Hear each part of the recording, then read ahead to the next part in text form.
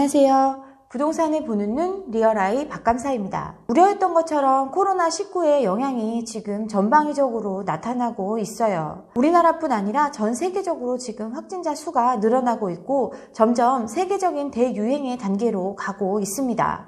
미국의 경우에는 트럼프 대통령이 코로나에 대한 위험이 없다라고 얘기한 날 지역사회 감염자가 나타났습니다. 어디서 감염됐는지도 모르는 사람이 나타난 거죠.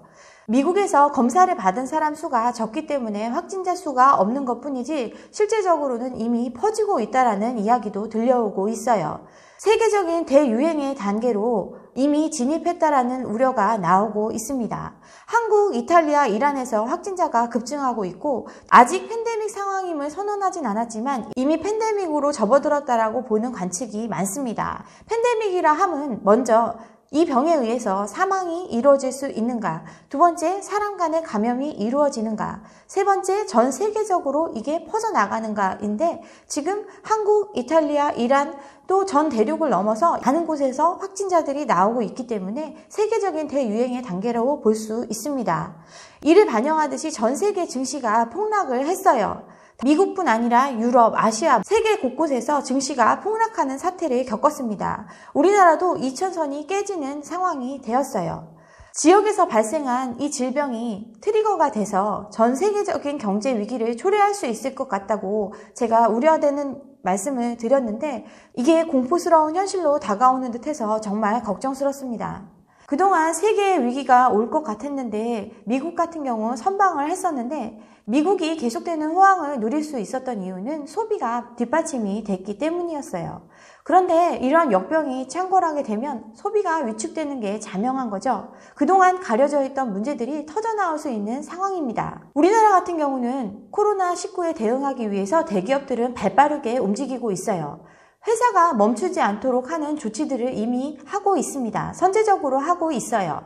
대기업들은 재택근무나 분산 배치, 또 시차근무, 또 외부인 출입을 금지하면서 핵심 업무가 한순간에 멈춰지는 비상 상황을 대비하기 위해 적극적인 방어책을 펴고 있습니다. 이렇게 조치를 함에도 계속 퍼져나가는 상황이어서 현대차 같은 경우는 지금 공장이 멈춘 상황까지 되었습니다. 사실 코로나가 퍼지기 전에도 기업은 경제 위기에 대응하기 위해서 선제적인 대응책을 펴고 있었습니다. 구조조정을 많이 실시하고 있죠.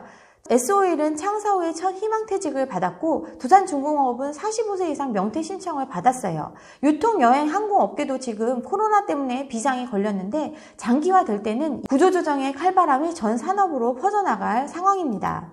기업은 어쨌든 이러한 위기 상황에 대응하기 위해서 지금 발빠르게 뛰고 있는데 가게는 그 대응책이 전무합니다. 어떤 인터뷰에서 지금 상황 어때요? 했더니 거지 같다고 답하는 시민이 있었는데 자영업자 97.6%가 매출이 줄었다는 통계가 나왔습니다.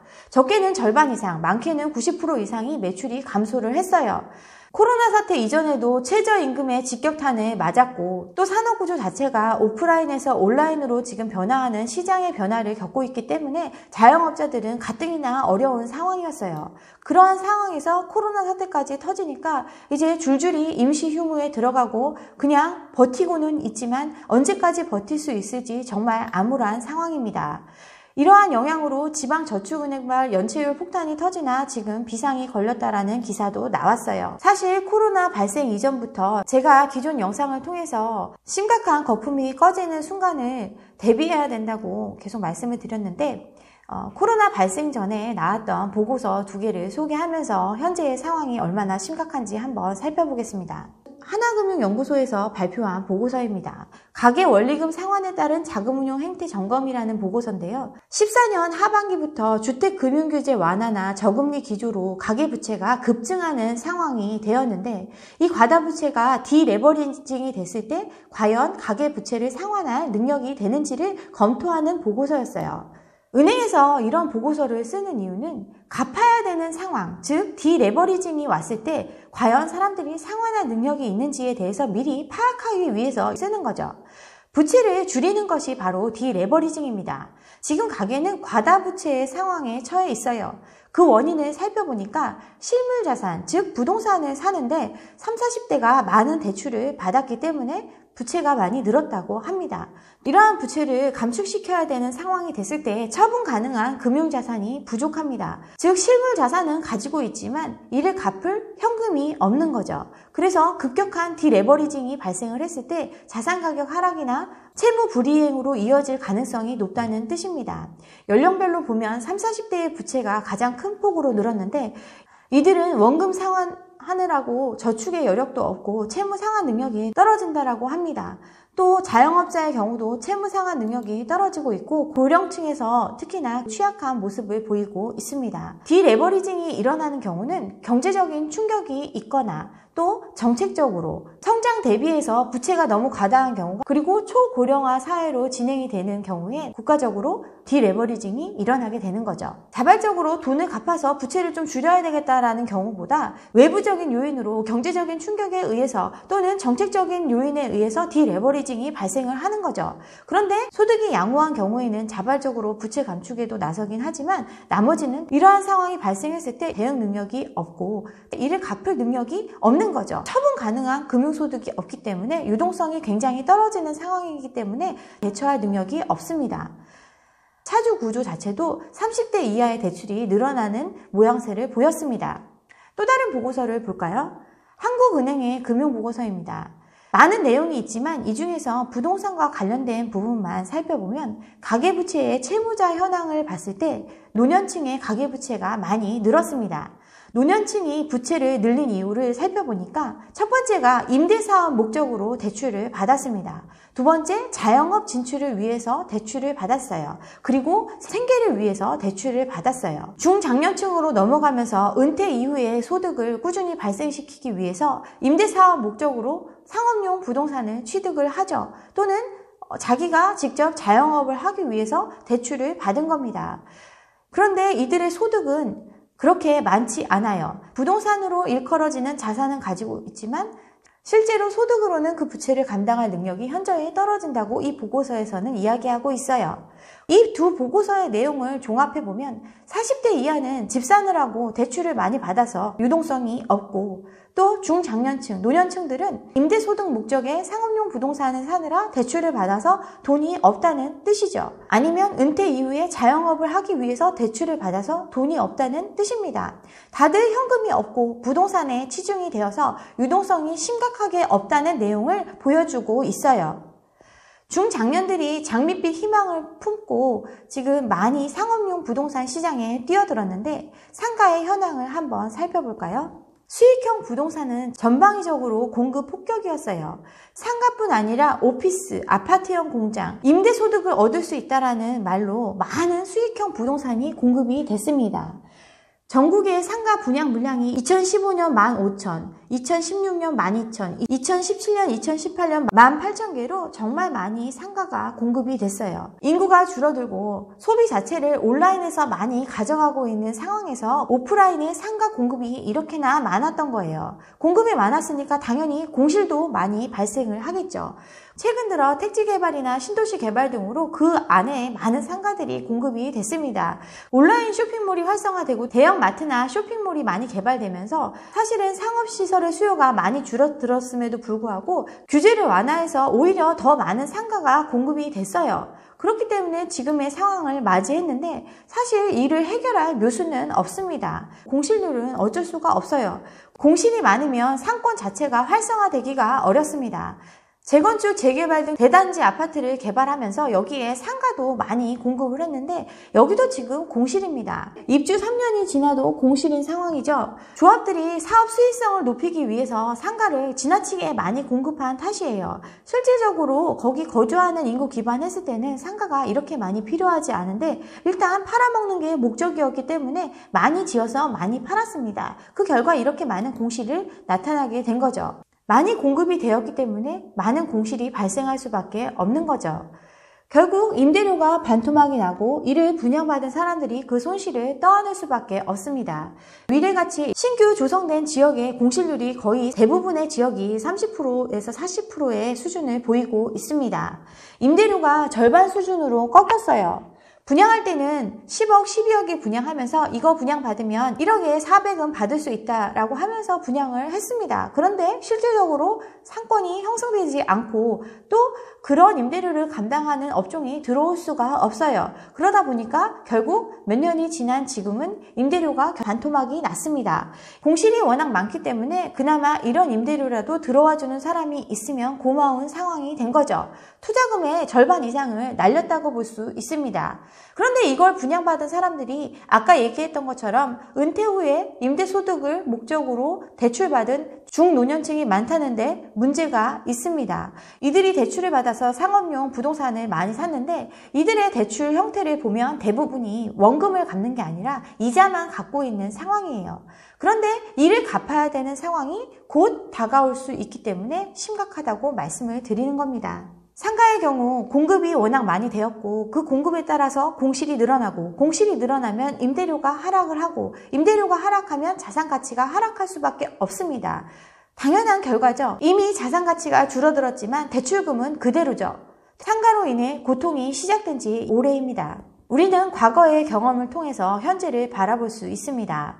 2008년 금융위기 당시의 상황을 한번 살펴볼게요. 한국 자본시장을 뒤흔든 사건이라는 기사입니다.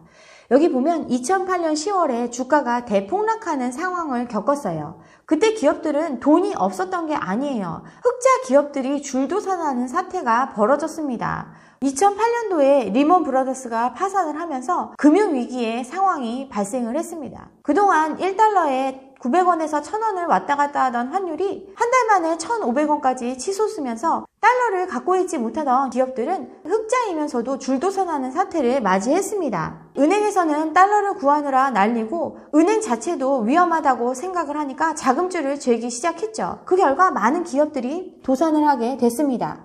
비우량 기업의 유동성 위기가 전방위적으로 퍼져나가면서 주식시장도 공황 상태로 접어들었어요. 1900에 가까운 코스피 지수가 몇 달 만에 900대로 떨어지는, 절반 이하로 떨어지는 상황이 벌어졌습니다. 이 상황을 극복하는데 수년의 시간이 필요했어요. 다시 현재의 상황으로 돌아와 보겠습니다. 지금 우리나라의 부채는 심각한 상황이죠. 가계부채는 1600조를 돌파를 했어요. 더 이상 감당할 수 없을 것 같았던 가계부채가 어느덧 1600조를 넘어섰어요. 그나마 신예대율 규제라든가 정책상의 이유로 증가 속도는 떨어졌지만 언제 터져도 이상할 것 없을 만큼 부풀어 올라 있습니다. 국가 부채도 빠른 속도로 증가를 해서 1700조를 넘었죠. 한국의 GDP 대비 가계 기업 부채 비율 증가 속도는 세계 2위입니다. 한국 경제의 뇌관이 민간 부채라고 이야기를 하고 있었어요. 금융위기 때 미국보다 더 심각한 상황이라고 조심해야 한다고 경계해야 한다고 계속 얘기를 하고 있었는데 우리는 계속 거품을 키워갔어요. 그런데 지금 코로나 사태가 터진 거죠. 불안한 기업들은 이미 선제적인 조치를 취하고 있어요. 서두에 말씀드렸던 것처럼 구조조정을 실시하는 기업들이 있고 또 현금을 쌓기 위해서 회사채 발행을 사상 최대로 늘리고 있습니다. 그리고 가지고 있는 부동산들을 매각을 해서 유동성을 확보하기 위해 총력을 다하고 있습니다. 외환위기, 금융위기를 경험하면서 살아남은 기업들이기 때문에 선제적으로 이렇게 대응하고 있어요.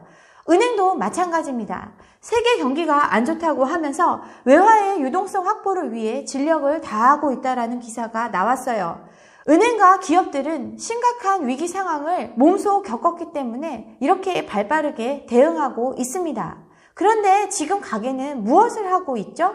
가게는 아무런 대책이 없어요. 지금 있는 자산을 팔아서라도 유동성을 확보해야 되는 시점인데 개인은 더 유동성을 없애는 길로 들어서고 있습니다. 외국인들이 우리나라 주식을 1조 가까이 투매를 하니까 개인은 저가 매수의 기회라고 하면서 주식을 사들이고 있어요. 주식시장에 개미떼가 출몰하고 있습니다. 바닥이 어딘지 모르게 떨어질 수 있는 심각한 상황인데 저가 매수의 기회라면서 개미는 뛰어들고 있습니다. 부동산 시장의 불나방과 마찬가지죠. 마곡 과천에 로또 공공분양이 온다라는 기사가 나왔어요.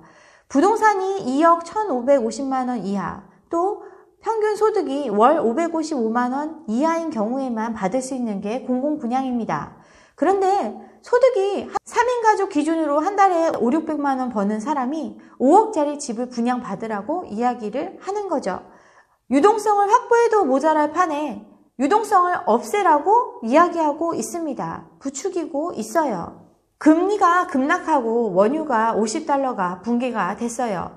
시장 전방위적으로 지금 코로나 쇼크가 일어나고 있습니다. 노벨상 수상자인 폴 크루그먼 교수가 이야기를 했어요. 이미 대비할 시기를 놓쳤다라고 진단을 했습니다.